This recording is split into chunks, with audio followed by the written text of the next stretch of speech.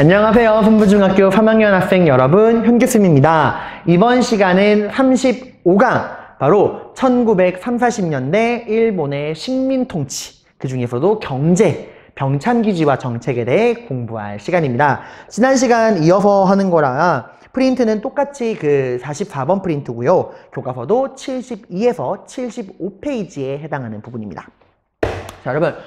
우리 지금 어느 부분 공부하고 있죠? 네, 일제강점기 중에서도 시기 몇 년대? 1930~40년대를 공부하고 있습니다. 그 30~40년대 시기 파악했으면 그 다음 뭐 봐야 돼? 그치. 그 시기에 일본이 우리를 어떻게 지배하고 다스렸는가? 해당 시기 일본의 식민 지배 방법에 대해 공부해야 되죠. 그래서 우리는 30~40년대 일본의 식민 통치에 대해서 지금 공부하는 거야. 그래서 지난 시간 일본의 식민 통치는 뭐랑 뭐로 나누어 봐야 돼? 정치와 경제로 나눠 봐야 되죠. 그래서 지난 시간 우리가 30~40년대 일본의 그 정치적인 지배 방법에 대해 공부했어요. 자, 뭐였죠? 일본은 정치적으로 무슨 정책을 펼쳤죠? 문화 통치에 이어서 30~40년대에는 민족 말살 정책을 펼쳤었죠. 말 그대로 우리 민족, 조선이라고 하는 우리 머릿속에 있는 나는 조선인이다 라고 하는 민족 개념을 말살, 지워버리는 정책이라는 거야. 왜 이런 정책을 펼쳤을까? 왜 문화 통치 쭉 안 밀고 가고 30~40년대 이런 민족 말살 정책을 내세웠느냐? 왜 통치 방법을 바꾸었느냐? 국제 정세랑 관련이 있죠. 뭐 때문에? 경제 위기 때문에. 바로 뭐가 터졌어? 경제 대공황. 경제 대공황의 문제는 뭐예요? 그래, 팔리지 않고 남아도는, 초과 공급되어서 팔리지 않고 남아도는 물건이 너무나 많다는 거야. 이런 경제 위기를 해소하기 위해서는 남아도는 물건을 뭐 해야 돼? 팔아치워야 돼. 근데 나의 나라에 남아도는 물건을 다른 나라에 팔아야 되는데 다른 나라가 사줘 안 사줘? 안 사주거든. 그럼 어떻게 해야 돼? 아무 말 없이 나의 나라에 남아도는 물건을 사주는 나라를 만들어야지. 그런 나라가 어떤 나라야? 식민지지. 그지? 근데 멀쩡한 나라한테 가서 내 물건 사주는 식민지가 돼줄래? 안 그러거든. 어떻게 해야 돼? 말로 안 들으면 힘으로라도 멀쩡한 나라를 나의 남아도는 물건을 사주는 식민지로 만들겠다. 그를 위해서 뭐 해야 돼? 말로 안 되니까 힘으로 상대방을 찍어 눌러서 식민지 만들어야겠죠? 그래서 일본이 경제 위기를 극복하기 위해 선택한 게 바로 뭐야? 전쟁인 거야. 판매 시장, 상품을 판매하는 시장을 확보하기 위해서. 그래서 어디를 노렸어요? 중국을 노렸죠. 나중에 미국과도 싸웠죠. 이런 내용들 뵀어. 자, 그럼 이런 일본의 전쟁과 민족 말살 정책은 무슨 관련이 있냐? 우리나라 사람들을 전쟁에 효과적으로 동원하기 위해. 이건 니네 전쟁이야가 아니라 우리 위대한 일본 제국의 전쟁을 위해 싸우자라고 조선인들이 나서기를 원했어. 그래서 우리 머릿속에서 조선인이라고 하는 민족 개념을 싹 밀어버리고 뭘 집어넣는 거야? 나는 자랑스러운 천황폐하의 백성, 나는 일본인이다, 우리 일본 제국의 전쟁을 위해 싸우자라고 우리 머릿속에 일본인이다 라고 하는 새로운 민족 개념을 넣어버리려고 한 거야. 그러니까 뭐 하기 위한 거예요? 그럼 전쟁에 우리나라 사람들을 효과적으로 자발적으로 동원하기 위한 거야. 그래서 이런 정책을 했다. 그럼 우리 머릿속에 있는 조선인이라는 민족 개념을 지워야겠죠? 그래서 뭐 했죠? 우리의 말과 글을 빼앗고요. 우리의 역사를 빼앗고요. 일본어만 쓰게 했고요. 우리의 뭐도 빼앗았죠? 이름도 빼앗았죠. 창씨 개명. 여기에 많이 참여했어. 조선인들의 80% 이상이 참여했어요. 정말 원해서가 아니라 그렇지 않으면 일상생활이 불가능하게 만들었으니까. 그리고 언론, 출판, 집회, 결사, 자유 싹 다 제한해버리고 우리말로 된 신문, 잡지 폐간시켜버리고 사상법, 예방구금령. 관심법이야. 관심법. 누가 기침소리를 내는가 이거야. 누가 독립운동 할 것 같은가? 너 독립운동 할 것 같아. 잡아가도 그런 거야. 그게 예방구금령이야. 그리고 우리한테 말하는 거지. 넌 이제부터 일본인이야. 넌 이제부터 자랑스러운 천황폐하의 신민이야. 한국 신민화 정책. 같은 말로 내선, 일체, 일선, 동조론. 그리고 이를 위해서 주입식 교육. 매일매일 우리나라 학생들은 뭐 해야 돼? 아침에 등교하면 나는 자랑스러운 천황폐하의 백성. 또 집에 가기 전에도 나는 자랑스러운 천황폐하의 백성 외워야 돼. 한국 신민서사를 매일매일 암송해야 됐어. 그래서 사진 중요하다 그랬죠. 한국 신민서사를 외우는 사진. 그리고 소학교를 천황폐하의 백성이라는 국민학교, 한국 신민을 기르는 학교라는 국민학교로 바꾸고 궁성요배랑 신사참배도 했다라고 했어요. 아, 참 여러분 여담인데 제가 그랬죠. 선생님은 국민학교를 입학해서 초등학교를 졸업했다. 이렇게 말하니까 여러분이 되게 아니 쌤 몇 년대 사람이에요? 쌤 몇 살이에요? 라고 묻는데 얘들아 국민학교가 초등학교로 바뀐 게 1997년이에요. 제가 88년생이거든요. 선생님이 초등학교 3학년이 되던 그 97년 그 해에 이제 국민학교가 초등학교로 바뀌었어요. 저 일제강점기 사람 아닙니다, 여러분들. 그러니까 아니에요, 여러분들. 저 그렇게 늙지 않았어요. 젊어요. 여러분이랑 나이 차이를 만납니다. 자, 봅시다. 그러면 이게 지난 시간에 배웠던 일본의 3, 40년대 민족 말살 정책이라면 이번 시간에는 뭐 배워야 돼?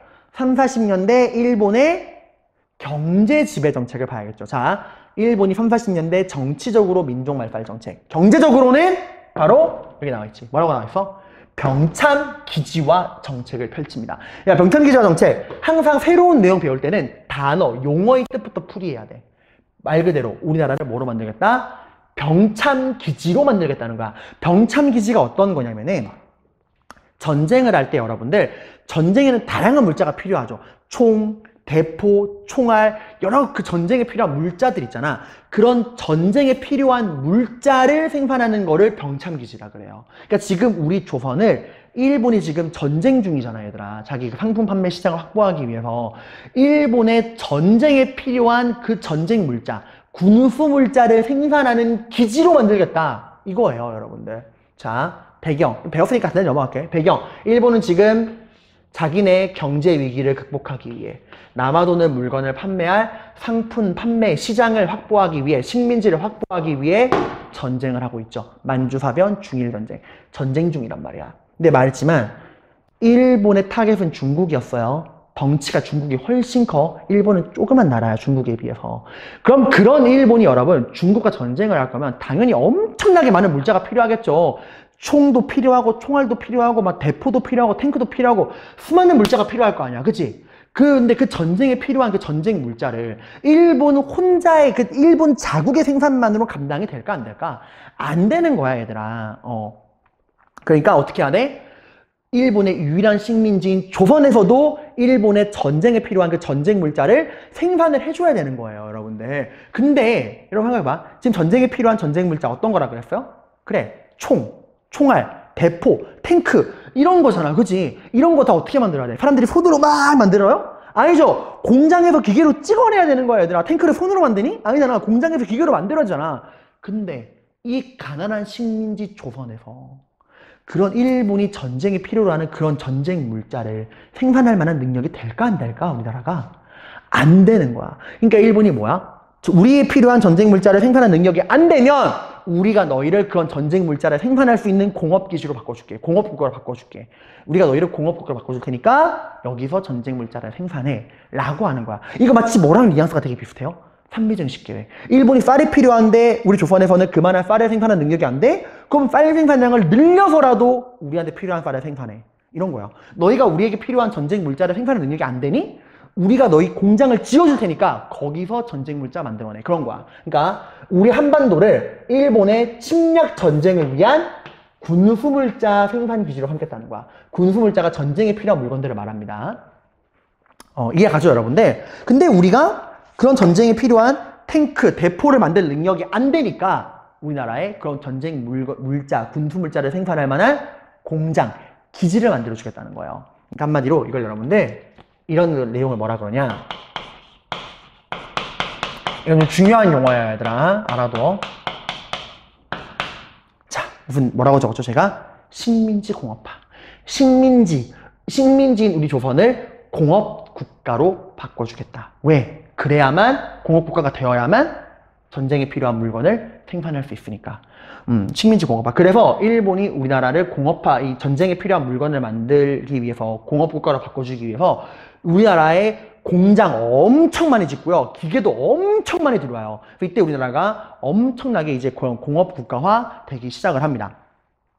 자, 근데 여기까지만 들으면 여러분들 오해해요. 근데 쌤, 일본의 목적이 뭐가 됐건 간에 어쨌건 일본이 지금 선생님 말씀대로면 일본이 우리나라를 공업국가로 바꿔주고 있다는 거 아니에요? 우리나라에 공장도 만들어주고 기계도 갖다 놓고 어쨌건 그 목적이 뭐건 간에 일본이 우리나라에 공장 기계를 만들어줘서 우리나라를 공업국가, 산업국가로 업그레이드 시켜준 거 아닌가요? 이건 우리한테 나쁠 거 없잖아요. 우리에게 도움되는 거 아닌가요? 고마워해야 되는 거 아닌가? 이런 식으로 생각할 수 있어요, 여러분들. 여러분, 이거 진짜 말도 안 해서 이게 얘들아, 봐봐. 이 식민지 공업화가 정말 일단 우리를 위한 건가요? 일본이 지금 우리나라의 발전을 위해서 우리나라의 공장이나 기계를 만들어주는 거야? 아니야. 일본이 지금 우리나라에 공장과 기계를 설치해서 우리 식민지 조선을 공업국가로 만들어주는 이유는 철저하게 뭐 때문이야? 전쟁에 필요한 물건을 생산하기 위함이야. 그러니까 일단 목적이 누굴 위한 거? 일본을 위한 거. 그리고 이게 정말 우리에게 도움이 되었느냐? 팩트 체크 해봅시다. 자, 일본은 지금 우리나라에 공장이랑 기계를 만들어주는데 다 뭐 위주냐? 전쟁에 필요한 물건을 만드는 군수산업 위주의 공장과 기계만 짓고요. 그리고 우리나라 경제체제를 뭐로 바꾸냐?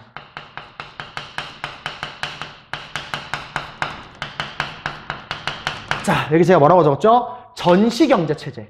전시경제체제로 나라 경제체제를 바꿔버립니다. 이 전시경제체제라는 게 뭐냐면 전쟁을 대비한 경제체제라는 건데 이게 얼마나 무서운 거냐면 만약에 지금 뉴스를 딱 틀었더니 대한민국의 군통수권자인 문재인 대통령이 예를 들어서 지금 현 시간부로 대한민국은 일본과의 전쟁을 선언합니다. 그리고 대통령의 권한으로 일본과의 전쟁을 위해 대한민국의 경제를 전시경제체제로 전환할 것을 선언합니다. 라고 딱 선언하잖아? 그럼 여러분들 대한민국의 모든 경제활동은 전쟁만을 위해 돌아갑니다.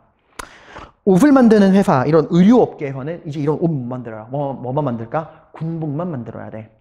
이렇게 신발을 만드는 회사, 신발 못 만듭니다. 뭐만 만들까요? 전투화만. 모자 만드는 회사는 전투화. 자동차 만드는 회사에서는 그런 군용차, 탱크만 만들어야 되고, 배를 만드는 조선업계에서는 군함만 만들어야 되고, 대한항공 같은 여객기를 만드는 회사는 전투기만 만들어야 돼. 그리고 식량, 우리가 뭐 라면이라든가 과자 만드는 그런 식품 생산 공장들도 전 군인들이 먹을 전투 식량만을 만들어야 돼요. 그게 전시경제체제야. 이러면 어떤 문제가 생기냐면 여러분이 너답게 얘기해 드릴까요?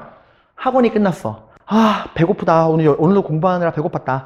간식이나 먹고 들어가야지 하고 GF25문을 딱 열어. 여러분 눈앞에 뭐가 보일까요? 아무것도 안 보여. 없다고. 편의점 가면은 뭐 삼각김밥도 있고 라면도 있어야죠. 아무것도 없어요. 왜? 생산된 모든 물건이 다 어디로 가니까? 다 군대로 가는 거야. 그럼 여러분들 비누도 없고 뭐도 없어요. 여러분 이제 전시경제체제 되잖아? 한 달 있다 만나면 진짜 거짓꼬라지예요. 우리 씻지도 못해. 비누도 샴푸도 아무것도 없어. 일상생활이 완전히 무너지는 거예요. 간식이 어딨어. 이렇게 되는 겁니다. 그래서 이런 전시경제체제가 되면은 산업이 완전히 균형이 무너져요. 모든 나라의 산업이 전쟁만을 위해 돌아가니까 얘들아. 자, 일단 여기 조금 전문적인 용어를 쓸게요, 여러분들. 일단 개념은 이해가죠? 어떤 상황인지. 자, 여기 내가 뭐라고 적었니? 중화학공업, 소비재공업이라고 적었죠. 소비재공업이 어떤 거냐면은 우리 일상생활에 필요한 뭐 라면, 음료수, 과자, 김밥, 샴푸, 비누처럼 우리 일상생활에 소비되는 물건을 만드는 게 소비재공업이야. 중화공업은 말 그대로 무거운 공업, 뭐 자동차, 자동차, 뭐 철강, 뭐 배 이런 것들을 만드는 게 중화공업입니다. 자, 그럼 전쟁을 위해서는 소비재공업과 중화공업 중에 뭐가 더 필요할까요? 그죠? 지금 어쨌든 전쟁에 필요한 탱크, 대포 같은 걸 만들어야 되니까 중화공업 위주로 돌아가는 거야. 그러니까 우리 일상생활에 필요한 물건을 생산을 해야 안 해? 안 하는 거예요.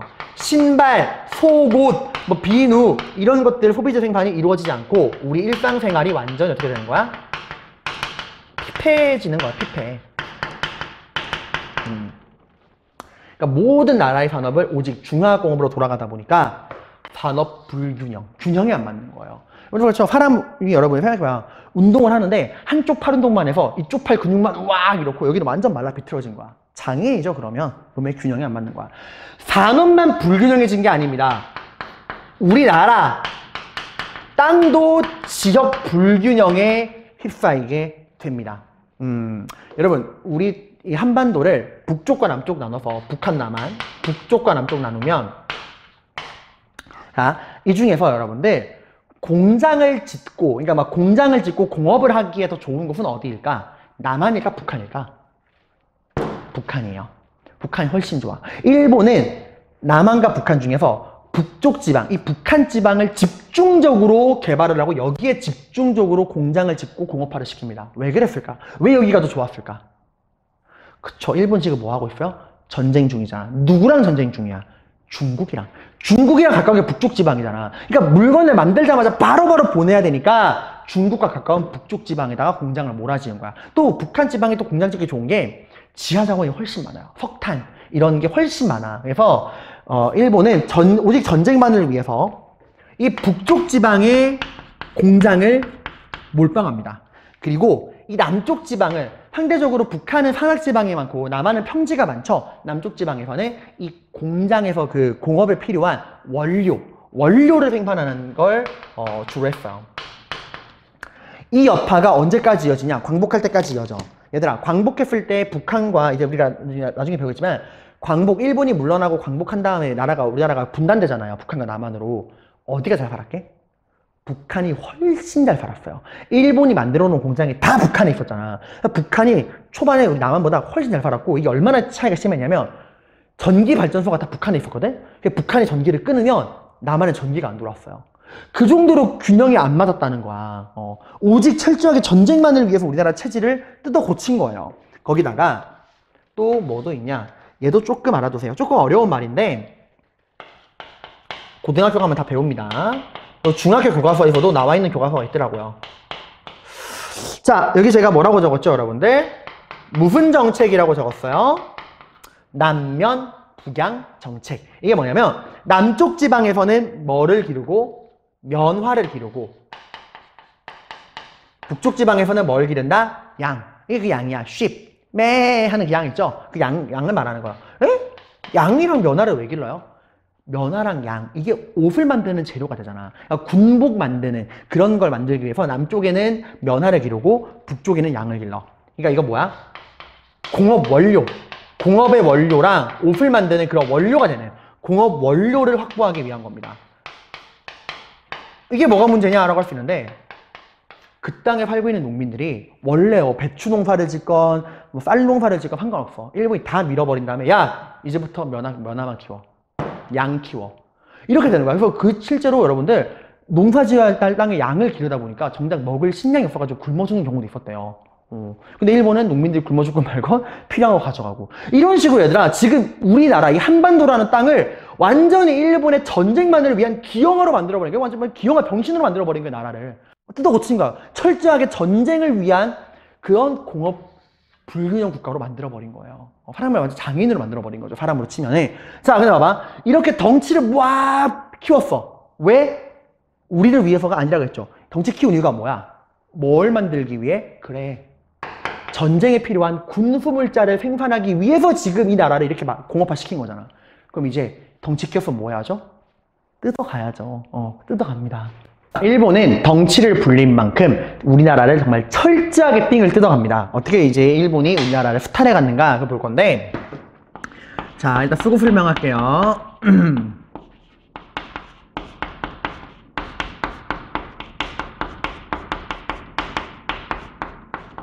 자, 제가 뭐라고 적었죠? 인적, 물적, 자원, 수탈. 그러니까 일본은 인적 자원, 사람도 뜯어갔고요. 물적 자원, 물자도 뜯어갑니다. 그러니까 사람과 물자 다 뜯어갔다는 얘기예요, 여러분들. 자, 근데 삥을 뜯어갈 거면은 나름의 명분이 필요하겠죠. 그리고 일본이 우리나라의 이 인적, 물적 자원을 수탈해가는 이게 수탈해가는 명분을 위해 법을 만듭니다. 그 법이 바로 뭐냐? 바로 정말 쇼킹한 법인데요. 바로 국가총동원법이라는 거예요. 국가총동원법. 이게 이제 언제 만들어진 거냐면 일본이 본격적으로 중국과 전쟁을 시작했던 중일전쟁 때 만들어진 법인데, 이름 그대로 국가의 모든 것을 총동원하겠다. 그러니까 너희 조선에서 나오는 모든 사람과 물자, 모든 자원을 우리 일본의 전쟁을 위해 총동원할 수 있다. 그러니까 우리가 너희에게서 사람과 물건을 뜯어가는 거는 불법이 아니라 합법이다라는 거예요. 이 국가총동원법 자료 잘 나옵니다. 뒷장에 그 위에 국가총동원법 중일전쟁 이후 일제의 인력과 물자 수탈 자료 1 국가총동원법이라고 나와 있죠. 이 화면에도 있는데 이 자료가 딱 나오고 다음과 같은 법이 발표된 시대의 모습으로 올바른 거를 골라라 라고 하면은 이거 30~40년대 일본이 전쟁을 하면서 우리나라의 물자를 뜯어가기 위해 만든 국가총동원법이네. 30~40년대 모습 골라야겠네. 이렇게 연결할 줄 알아야 돼. 한번 볼게요. 거기 국가총동원법 제4조 정부는 국가총동원상 필요할 때 칙령이 정하는 바에 따라 제국 식민을 징용하여 총동원 업무에 종사하게 할 수 있다. 그리고 제8조 정부는 전시에 국가총동원상 필요할 때는 칙령이 정하는 바에 따라 물자의 생산, 소비, 배급, 양도, 기타 처분, 사용, 소비, 소지 및 이동에 관하여 필요한 명령을 내릴 수 있다. 다 뜯어가겠다 이거죠. 자, 그럼 일본이 우리나라에서 무엇을 뜯어갔느냐? 인적 자원을 뜯어간 거, 인적 자원 수탈과 물적 자원 수탈로 나누어 보도록 하겠습니다. 자, 우리의 인적 자원은 어떻게 일본이 뜯어갔느냐? 일단 남자들은 크게 징용과 징병으로 나누어 볼 수가 있거든요. 자, 이 징용은 우리나라 사람들을 뭐에 동원한 거냐? 일본을 위한 강제 노동, 바로 노동력에 동원을 한 겁니다. 이 대표적인 사례가 여러분 몇 년 전에 송중기와 그 황정민, 소지섭 등이 나왔던 이정현 같은 사람이 나왔던 그 영화 군함도란 영화 아십니까 여러분들? 그 군함도가 이걸 다룬 대표적인 영화인데요. 거기 보시면 황정민네 가족들이 자원에서 일본으로 건너가. 왜 건너가냐면 속았거든. 일본에 와서 일하면 큰돈 벌게 해주겠다. 되게 편하게 일하고 큰돈 벌게 해주겠다. 라는 식으로 이제 그 사기 취업을 당한 거야. 근데 가니까 어디로 끌려갔어요? 섬. 일본의 하시마 섬이라고 하는, 일본이 이제 만든 인공섬이거든요. 이 인공섬 하시마 섬에 끌려가는데 여기서 시키는 일이 뭐냐면 지하 탄광 수백 미터를 뚫고 내려가서 거기서 철광과 석탄을 캐오는, 석탄을 채굴하는 작업이었어. 정말 위험하고 힘든 일이에요. 내려가서 석탄 캐오는 것도 힘들고, 그 땅굴 파고 내려가서 무너지면은 다 깔려 죽는단 말이에요. 그러니까 일본인들은 도저히 하기 싫어하는, 하지만 일본이 전쟁할 때는 꼭 필요한 그런 위험하고 힘든 노동에 조선인들을 강제로 끌고 가서 동원을 했던 거예요. 이게 진짜 여러분 그때 얼마나 힘들었냐면 하루 평균, 이때 끌려간 노동자들 증언이 하루 평균 근무 시간 18시간. 주말이 어디 있어? 월화수목 금금금이야. 하루 18시간. 주로 시키는 건 방금 말했죠? 주로 탄광에 데려가서 지하 몇백 미터로 내려가서 석탄 캐기 하는 거야. 안전장비 안 줘요. 그냥 모자 하나에 곡괭이 하나 주고 내려보내는 거야. 가다가 돌멩이 떨어지고 막 석탄에 막 땅 무너지고 하잖아? 그냥 죽는 거예요. 유독가스에 질식돼 죽거나 힘들어서 죽거나 배고파 죽거나 피곤해 죽거나 깔려 죽거나 그렇게 해서 많이 죽었어. 돈 안 줍니다. 먹을 거 뭐 주는지 알아? 하루에 딱 2번 주는데 주먹밥을 주는데요. 그 콩 기름 짠 나머지 썩은 기름 있죠? 그거 섞어서 만든 주먹밥을 줬어요. 여러분 이때 나온 영화가 여러분 막장이란 말 알죠? 우리가 야 이 개 막장이네? 막장 드라마네? 여기서 나온 말이야. 막장이 뭐냐면 그 지하 탄광의 끝을 말합니다. 그 지하 탄광의 끝을 막장이라 그래. 더 이상 내려갈 곳이 없다. 끝이다. 여긴 정말 끝이다. 더 이상 갈 곳이 없다. 거기서 나온 게 막장이야. 그러니까 되게 슬픈 용어예요, 여러분들. 그리고 이 하시마섬, 그 대표적으로 이제 일본의 그 인공섬이고 그 석탄을 채굴했던 우리나라 사람들을 강제로 노동력에 동원했던 그 하시마섬, 지옥의 섬이라고 불렀던 그 하시마섬에 그 노동 현장에 보면요. 우리나라 강제 동원된 노동자들이 그 쓴 낙서가 있다? 뭔지 알아요? 엄마 보고 싶다. 배고파요. 이거 고향에 가고 싶다. 그게 적혀있다 한글로. 엄마 배고파요. 보고 싶어요. 고향에 가고 싶다. 너무 너 슬프잖아요. 그냥 가서 하루에 18시간씩 그 쓰레기 주먹밥 2덩이 먹으면서 매일매일 그 지하 탄광 내려가서 그 석탄 캐고 깔려 죽고 막 돌멩이 맞고 유독가스 질식돼 죽고. 근데 그 하시마 섬이 여러분들 일본이 유네스코에 근대 문화유산으로 등록 신청을 했어요. 일본이 만든 그 인공섬이거든. 이게 우리 일본의 근대 그 산업의 발전을 나타내주는 자랑스러운 섬이다 해서 근대 문화유산으로 등록을 신청했다? 통과가 됐어요. 근데 이게 할 때 우리나라가 항의했지. 아니 여기 우리나라 사람들을 그렇게 강제로 끌고 가서 여기에 강제로 동원돼가지고 죽은 우리나라 노동자들이 그렇게 많은데 이걸 문화유산으로 등록하라는 게 말이 되냐. 일본이 뭐라고 했냐면 오케이. 여길 등록할 때 우리가 너희 한국인들, 조선인 노동자들 강제로 동원해서 희생시켰다는 사실을 명확히 명시하고 사과하겠다. 그걸 안내문에 실어 놓겠다는 조건으로 약속을 해서 통과됐거든? 지켰을까요? 안 지켰어. 가보면 우리나라 사람들을 강제 동원했다라고 하는 안내문 아무 데도 없어요. 이때 희생당한 노동자들의 무덤이 있긴 있거든? 진짜 그 산 모퉁이 구석탱이에 비석 하나 세워져 있어요. 개막장이죠 진짜. 근데 우리나라 사람들을 일본은 강제로 뭐에 동원했다? 노동력에 동원했다. 18시간씩 부려먹으면서 참 너무 이건 진짜 말하면 너무 슬퍼요. 근데 강제로 노동력에 동원했습니다. 자, 이게 징용이야. 노동력으로 끌고 간 거. 근데 이것만 끌고 간 게 아니에요. 일본은 지금 뭐 하는 중이야? 전쟁 중이잖아. 징병, 징용이 노동력으로 끌고 간 거라면 징병은 어디에 끌고 간 거냐? 군대에 끌고 간 겁니다. 군대에. 그 징용에 관한 영상을 아까 제가 클립에 올렸으니까 한번 보시고요. 이 징병, 군대에 끌고 가는데 여러분 이건 좀 구분해야 되는 게 일본이 얘들아 우리나라 사람들을 군대로 처음부터 끌고 가지 않았어요. 처음에는 조선인들은 일본군에 자원하고 싶어도 함부로 군대, 그러니까 마음대로 군대 못 갔어. 왜냐? 얘들아 일본인들 입장에서 우리나라 젊은 조선 청년들을 강제로 군대 끌고 와서 총을 딱 쥐어주고 자 이제 우리 일본군을 위해 싸우렴 하고 믿고 총을 줄 수 있을까? 우리 조선 청년이 총 받으면 어떻게 할까? 그 총 들고 일본을 위해 싸울까요? 에라이 쪽발이 새끼들아 이러고 우와 이럴 수도 있는 거잖아 얘들아. 그러니까 조선인들을 뭘 믿고 총을 주고 군대를 보내. 그래서 처음에는 철저하게 지원병 제도, 정말 그 사상 검증이 끝난 일본을 위해 싸울 준비가 되어 있다라고 사상 검증이 끝난 사람들을 대상으로 하는 지원병을 받았어요. 근데 전쟁이 점점점 격화되고 심해지면서 이런 지원병만 가지고는 일본이 필요로 하는 군대가 모집이 안 되는 거야. 그래서 그 다음에는 끌고 오긴 끌고 와. 어떻게 하냐? 처음에 누굴 끌고 오냐? 미성년, 여러분들 끌고 왔어요. 학도병.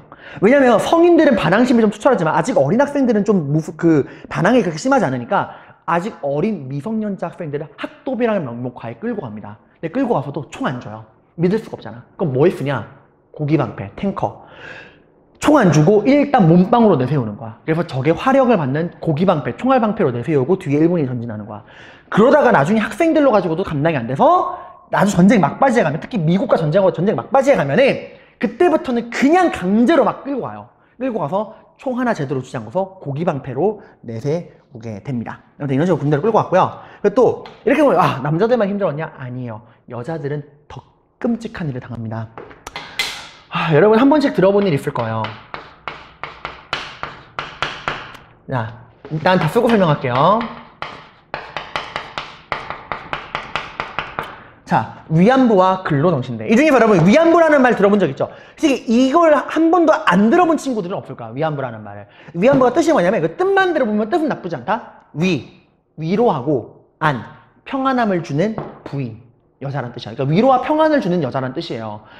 근데 이게 뭐냐면 알고 있죠? 전쟁을 하다 보면 PTSD라 그래서 전쟁 증후군이라고 해서 전쟁을 하다 사람을 계속 죽이잖아. 그러니까 이게 극한의 그 스트레스랑 정신병이 시달린단 말이에요. 그리고 막 그 전쟁하다 보면 온갖 그 막 스트레스에 쌓이잖아. 그래서 일본군의 그 스트레스를 풀고 그 쌓여있는 성욕을 해소하기 위해서 우리나라 여자들 평균 연령 16, 17세 여자들을 일본의 성노예로 끌고 간 게 위안부예요. 이게 여러분들 일본이 위안부로 끌고 가는 방법은 되게 다양했어요. 공장에서 일하면 일본이 지금 이 위안부를 가지고 얘들아 이건 진짜 일본이 정말 끔찍한 일인가. 추산하기로는 10만에서 20만 정도, 평균 연령 16, 17세의 그 어린 여자들 10만에서 20만을 일본군의 성노예로 끌고 갔습니다. 여러분들 진짜 그 말로 표현하기 힘든 끔찍한 일을 당하셨어요. 그들 이제 위안부 할머니들 말 들으면은 평일에는 평균 4, 50명, 주말에는 7, 80명까지도 그런 걸 해야 됐대요. 이걸 끌고 갔던 거네. 근데 일본 끌고 갔던 거 이런 거야. 너 일본 공장에 가서 일하면 큰 돈 벌게 해줄게. 라는 식으로 속여서 끌고 간 경우도 많았고 납치해 간 경우도 많았어요. 근데 이게 이제 위안부고 여러분들 지금도 매주 수요일마다 비가 오나 눈이 오나 일본 공사관 앞에서는 이 위안부에 끌려갔던 그 희생자 할머니들, 그 살아가신 할머니들이 오늘날에도 수요일마다 일본 대사관 앞에서 시위를 하고 있습니다. 그 할머니들 바라는 건 뭘까요? 인정하고 사과하라 이거예요. 너희가 우리들을 그 꽃다운 나이에 우리들을 강제로 끌고 가서 일본군 성노예를 하지 않았느냐. 인정하고 사과해라 라는 게 그분들의 요구 조건이야. 근데 일본은 인정할까 안 할까? 인정 안 합니다. 일본 논리가 뭔지 알아요? 야, 니들이 돈 벌고 싶어서 자원해서 온 거잖아. 니들은 돈 벌고 싶어서 자발적으로 몸을 판 창녀들 아니야? 왜 자발적으로 돈 받고 몸을 판 창녀들에게 우리가 사고고 돈을 줘야 돼? 이게 일본의 논리예요. 그러니까 일본 말에 이 할머니들이 자발적으로 돈 벌려고 자원한 창녀라는 거예요. 그 증거가 일본이 그 내미거든? 봐, 여기 니네 할머니 사인 있잖아. 근데 이거 어떤 거냐면은 사기, 위장 사기야.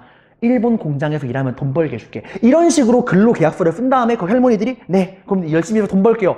다 가난한 집의 여자들이니까 엄마, 아빠, 동생들아, 누나가 제가 돈 벌어 올게요 하고 사인하고 갔거든? 그러고서 성녀를 끌고 간 거야. 근데 그걸 가지고 증거자료라고 내미는 거야. 니네가 자원해서 온 거다고. 그리고 일본이 기다리는 건 뭔지 알아요? 지금 위안부 할머니들 중에 살아계신 분이 30명이 잘 안 될 거야. 아마 되게 거의 다 돌아가시고 있어요. 이 연령이 워낙 많으시니까. 이 할머니들만 죽으면 한국인들은 절대로 이걸 기억해주지 않을 거야. 저 당사자들만 죽으면 한국인들은 이 일을 기억하지 않을 거야. 언제 그랬냐는 듯이 우리 일본 문화 좋아하고 우리 일본 애니메이션 좋아하고 할 거야 라는 게 일본의 노림수야. 여러분, 잊어먹으시면 안 됩니다. 진짜 이 일은 절대로 우리가 잊으면 안 돼요. 일본은 지금 할머니들이 다 자연사기만을 기다리고 있어요. 이건 진짜 이 위안부에 관련된 영화는 되게 많아요. 허스토리, 이제 귀향, 그런 것들, 눈길, 그리고 이제 뭐 소녀에게 소녀 이야기 등등 되게 많습니다. 이 위안부 관련 영상은 다음에 또 한번 시간이 되면 제가 또 보여드릴게요. 근데 이런 성노예로 끌고 간 게 위안부고, 이것만 끌고 간 게 아니야. 근로정신대는 뭐냐면 여자들도 충분히 노동력이 될 수 있죠. 공장에 노동력으로 끌고 가는 거를 근로정신대라고 합니다. 이 부분은 참 설명하면 참 그래요. 근데 이런 용어들, 노동력으로 끌고 간 징용, 군대로 끌고 간 징병, 여자들을 성노예로 끌고 간 위안부, 노동력으로 끌고 간 근로정신대. 이게 이제 인적 자원의 수탈이고요. 그 다음에 물적 자원의 수탈을 볼게요. 일본의 물적 자원 수탈은 일단 이 용어를 꼭 기억해 두셔야 됩니다. 바로 공출과 배급이에요. 일본은 그 당시에 공출이 뭐냐면 일단 싹 다 걷어가는 거야. 일본은 그 당시 우리나라 사람들의 그런 모든 그 생산된 식량이라든가 가재도구를 일단 일본이 싹 다 공출이란 명목하에 다 걷어. 그리고 배급, 나눠주는 거예요. 이게 어떤 말이냐면은 이때 일본이 공출로 가져간 게 뭐냐? 식량을 다 가져가는 거. 일단 농사 끝나고 나면은 식량을 다 가져가. 그리고 식량만 가져가는 게 아니에요. 집집마다 있는 밥그릇, 숟가락, 젓가락, 국그릇, 놋그릇 다 가져갑니다. 아니 그래, 식량 가져가는 거야 그렇다 치고 밥그릇, 숟가락, 젓가락은 왜 가져갈까? 쇠로 돼 있잖아. 노수로 돼 있잖아. 녹여서 뭘 만드는 거야? 총알 만들려고. 그리고 식량 다 가져가서 최대한 전쟁에 필요한 거 다 빼간 다음에 배급 나눠줘. 이거 왜 나눠주냐? 우리가 굶어 죽으면 안 되잖아. 우리가 죽으면 일본을 위해 일할 수가 없잖아요. 딱 굶어 죽지 않을 만큼만 나눠줬어요. 저희 이제 외할머니께서 지금은 돌아가셨지만 일제강점기 이때 딱 유년기를 보내셨거든. 할머니 말씀이 농사를 지으면 일단 그 쌀을 다 채를 걸러낸대. 그 모래라든가 쭉정이 다 걸러내고 좋은 쌀을 다 걸러내놓으면 일본 손사가 싹 다 가져간대요. 그래서 뭘 먹냐? 진짜 쥐꼬리만한 배급을 준대. 근데 이거 먹으면 배가 안 찬대요. 너무 배고프대. 할머니가 한 번은 말하셨어. 길을 가다가 너무 배가 고파가지고 길을 가는데 눈앞에 밥이 보이더래. 그래서 자기도 모르게 밥이 보여가지고 확 파먹었다? 근데 목이 막혀가지고 뻑 하고 토했대. 보니까 할머니가 흙을 파먹었던 거야. 배가 너무 고프니까 길 가다가 흙이 밥으로 보인 거예요. 그 흙을 파먹었다가 막혀가지고 토했다고 하시더라고요. 그래서 그런 공출 배급 이때였다고 하는 겁니다.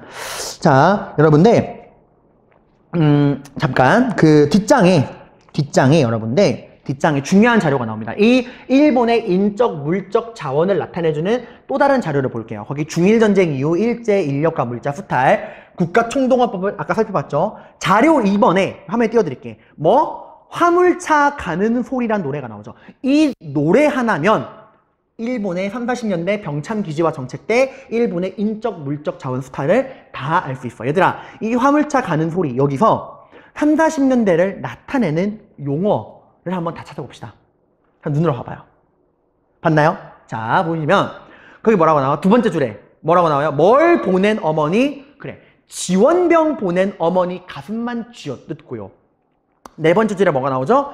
양곡 뭐가 적어서? 배급이 적어서 콩깻묵만 먹고 사느냐. 콩깻묵은 콩을 갈아서 탄 물이라는 거야. 그것만 먹고 사느냐. 그리고 여섯 번째 줄에 뭐라고 나와요?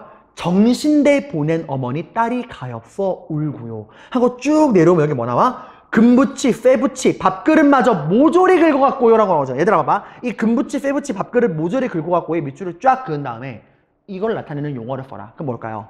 그래, 공출이야. 다 뜯어가는 거. 밥그릇이고 숟가락이고 싹 다 뜯어가는 공출. 그리고 마지막 줄에 이름 석자 읽고서 족보만 들고 우느냐. 이름 석자를 빼앗겨서 족보 들고 울고 있대. 이게 뭐예요? 이름을 빼앗긴 창씨의 명이죠. 그러니까 이 화물차 가는 소리는 30~40년대의 전반적인 내용을 다 물을 수 있는 중요한 자료입니다. 자, 그래서 여러분들 우리 이번 시간 여러분들 이렇게 해서 30~40년대 일본의 우리는 이렇게 해서 1930~40년대 일본의 식민 통치를 정치와 경제로 나눠봤습니다. 정치적으로는 무슨 통치? 민족 말살 정책. 경제적으로는 병참 기지와 정책. 이런 내용들 전반적으로 봐야 되는데, 여러분 제가 하고 싶은 말이 하나 있어요. 와, 이제 요즘 들어가지고 이 가짜뉴스랑 그런 이상한 것들이 많이 나오면서, 여러분 식민지 근대화론이라는 거 아십니까? 일본의 이런 식민지 공업화, 이런 식민지 그런 정책이 우리나라를 발전시켜 주었다. 우리나라를 근대화시켜 주었다. 그러니까 우리 조선, 우리 한국인은 일본을 원망하면 안 된다. 우리가 어느 날 이렇게 공업국가, 근대국가가 된 건 일본이 남겨놓은 이런 유산 덕분이다 라고 하는 거야. 그러니까 일본의 식민 지배가 우리에게 축복이고 도움이었다고 얘기하는 거야. 얘들아, 이번 시간 저랑 공부하면 알 수 있죠. 정말 이게 우리나라의 발전에 도움이 된 거야. 우리나라 사람들은 이게 도움이 된 거예요? 야, 진짜. 야, 이게 말이 돼요? 야, 이런 일본이 일단 우리나라를 공업국가화 시킨 것도 자기네 전쟁을 위해서고, 그 공업화하는 과정에서 엄청난 불균형을 유발했고, 그리고 우리나라에게 어마어마한 인적, 물적 자원 수탈, 여기서 희생된 이 수많은 분들, 이런 내용이 버젓이 팩트로 남아있는데, 일본의 이런 식민지 공업화 정책이 우리나라에게 도움이 되었다? 일단 말도 안 되는 소리, 여러분들. 이제 팩트로 정확하게 반박할 줄 알아야 됩니다. 그게 역사를 제대로 배운 그 사람의 자세예요. 이번 시간 고생 많으셨고요. 다음 시간에는 이런 일본의 식민 지배에 맞서서 우리가 어떻게 독립운동을 했는가, 3, 40년대 독립운동, 국내 국외 독립운동에 대해 공부해 보도록 하겠습니다. 고생 많으셨습니다.